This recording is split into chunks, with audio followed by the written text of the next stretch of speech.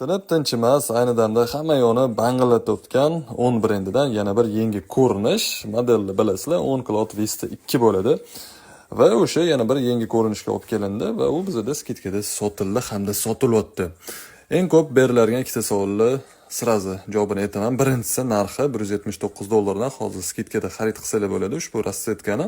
Ikkinchisi bo'lsa suv o'tkazadimi degan savol. Ha, suv o'tkazadi, lekin degan joyi bor. Mana bu idealniy material ustiga bitta ana $5-10 yoki $15 spreydan bitta sepib qo'ysanglar, suvni zo'r qaytaradi. Sababi bu qaranglar, bir noodatiy ko'rinishdagi plashovka material va bu nafas oluvchi material. Lekin aytganimda o'sha sprey sepib qo'ysanglar, olam guliston, bitta suv o'tkazmaydigan krossovkalar bor hisob.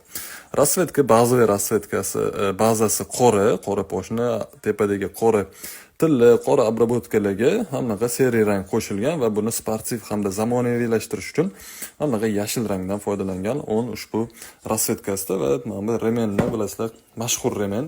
Boshqa rasvetkasida ham ko'p aytdim bu remen haqida va orqasidan ham qaranglar, qanaqa chiroyli obrobotka qilingan va mana bu uzilish qismini noodatiy qilgan, ya'ni odatda tekis bo'ladi, mana uzilish qismi tekis bo'ladi. Bunda qaranglar, yonga ketgan. Bu ham bir noodatiylik va albatta Helen yumshoq ko'pigi va Cloudtech sistemasi. 40 dan 47 gacha bo'lgan, pashti hamma razmerlar bor ekan. O'shaning uchun kimgadir yoqqan bo'lsa, hozir borligida bemalol zakaz qilishingiz mumkin. Aytganimdek, skidkada sotilyapti ayni damda.